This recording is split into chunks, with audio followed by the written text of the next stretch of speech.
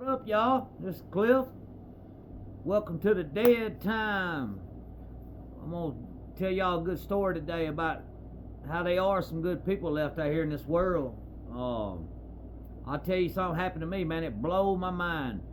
Out of all the jail time I've been doing in my life and all that, I ain't never had nobody besides my daddy or my mama to really like write me a letter or give me money, or anything like that. But anyway, I was living in this little small town right before I got busted and stuff, and I want y'all to know, like, when I'm telling stories about prison and all that, but prison actually saved my life for real. Had I not went to prison, heroin and fentanyl was starting to hit the streets where I was at, and I tried heroin once, and but had I not went to prison, I probably would have ended up dead somewhere, overdosed or something. So yeah, I want to get that out there, that prison did save my life. I ain't like changed my thinking. I got out, I had a kid, but anyway, let me tell you this little story. So I was living in a little small town. Everybody knows everybody. The police knows everybody's business. Everybody knows everybody's business. And so one day I don't have a driver's license because I'd got a possession of controlled substance. I was in a car with two girls, and they was coming to pick me up, and I was thinking we was going to, go do something, all three of us, So I had a gob of dope at home, and I was wanting to share it with them. Like I told y'all, I wasn't big into selling it. I would make it and like to get my freak on, So anyway, these two girls was coming to get me, and I was like, well, look, I got all this, and they was like, no, we don't even do that. And I was like, oh. I was like, okay. I was like, well, look, text me before you get close. That way, I was wanting to do one right before they got there, So anyway, they texted me, they was like, we down here at the red light. So I bound one off, and I had like a half of a joint. So when I got in the car with them, I was in a Jeep, and I was sitting in the back seat sideways with my arm thrown up on the back. And so we had smoked a little half J or whatever and throwed it out, You couldn't smell it or none of that. It done, all that was done gone. They made 2 or 3 stops, and anyway, we coming over Chapman Mountain. They running about 80. And I remember sitting in the back thinking, boy, they was drinking, and this was 7:30 in the morning. They was drinking vodka and stuff, and I was thinking, man, they sure are going fast. Bro, they topped the hill. Sure enough, there's Huntsville City sitting there. Blue. Well, I'm in the back. I'm not doing nothing wrong, and I don't got nothing on me. So I look back at the police. I was like, yeah, he's stopping y'all. I was like, y'all better go on. I was like, he's stopping y'all. Well, I guess it made him mad, the fact that I was looking over my shoulder, looking back there, like I wasn't making moves, like trying to hide nothing. I never even moved. I just stayed like this. But I was looking at him. I was like, hey, he's pulling y'all over. Y'all better stop, Well, they stopped, and these girls told me they didn't even do dope. So I'm expecting this to be a quick, look, nobody has nothing, pat us down, whatever, check us, let us go. Man, listen, they start searching us. I'm first one. I'm like, go ahead, search me, brother. I ain't got nothing. They start searching me down. Next thing I know, I hear one of the cops be like, up here it is. It's in her panties. First thing the girl said, I don't know whose it is. It's inside your panties, and you don't know whose it is. Anyway, in the state of Alabama, if 3 people's in a car and some dope is found and nobody claims it, everybody goes to jail. Yeah. Messed up law, but that's how it is. So, went to jail, got out, and I didn't have no driver's license, because if you get a possession of controlled substance in Alabama, it's like getting a DUI. They'll take your driver's license. So I went to Walmart, got me a brand new Mongoose bicycle, mountain bike. I ain't kidding you, man. It's embarrassing in a way.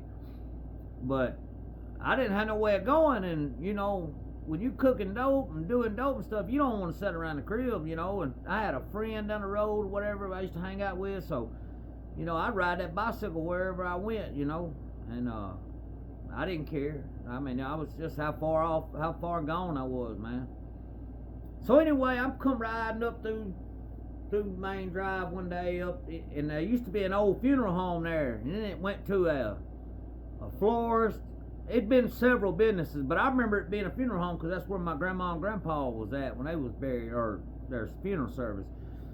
And it's just right next door to my house, basically. You cut up through a little cut, and there it is. And so anyway, I'm riding up by there one day. I'm high as a kite, man. I mean, floating.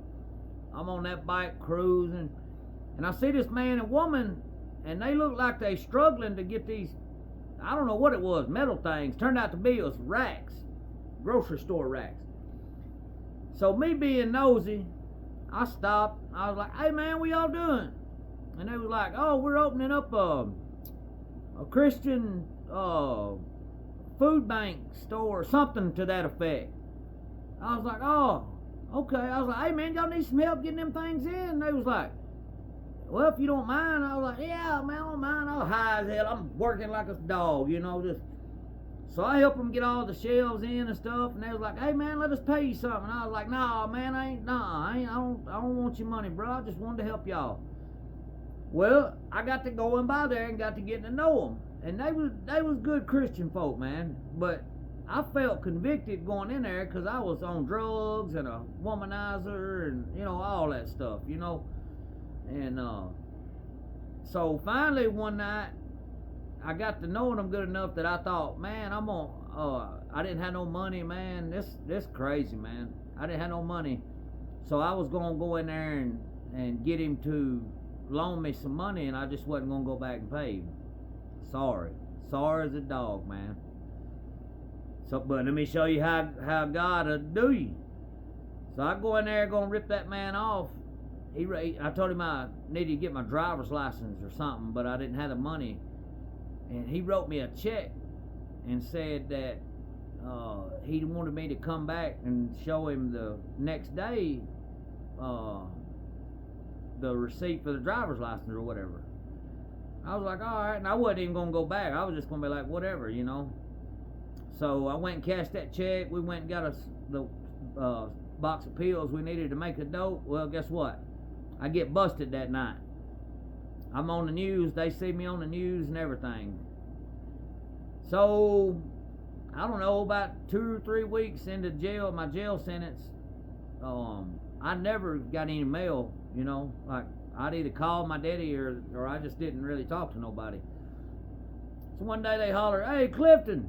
I was like, damn, who said, it must be a lawyer or something, I go down there and I see the people's name on it. And I thought, oh man, I bet they're going to be mad that I was going to jack them or, take the money or whatever.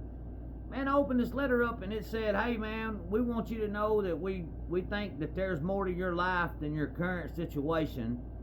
And that we just want to offer our friendship, and is there anything we can do for you? Like, can we send you newspapers or magazines or books and I was like, wow. So I wrote them back and I was like, hey, yeah, you can send me like the Huntsville Times or USA Today. You can send me, they would send me like Christian books that were inspiration. I mean, good stuff, man. And then they started coming and visiting me every week. Look, I go to Ventress, 4.5 hours away, 5 hours away, basically going to the beach in Florida almost. And they was driving down there 2 or 3 different times to visit me, man. These folks were good people, man. And they ended up, I got to knowing some people in the prison system and stuff, some good dudes that I was locked up with that just didn't have no help. And I would hook them up with this guy, man, and he would actually help them get out of jail and into the foundry. And then he would he would try to, he would look, man, was good to folks, man. I'm telling you. This man, I remember I had a friend of mine, I was sitting in the county jail, and we all had made a sale where, somebody'd leave and we'd be like, hey, hold up, get our homeboy over here, and we had it all, a good sale, man. It was all good people in there. We didn't have to worry about no BS or nothing, And one of my good friends was in there with me, and he was like, man, I wish I had some folks like that would come up here and and visit with me and stuff like that. And so, man, I listened to it. I knew that I was about to be leaving and going to prison soon, and I was sitting there and I was thinking about my buddy, he didn't have nobody to send him money or nothing like that, and I was like, damn, I was like, man, I was like, I tell you what I'm gonna do, man, because I'm your friend, I love you, man. I'm gonna ask these folks to help you out.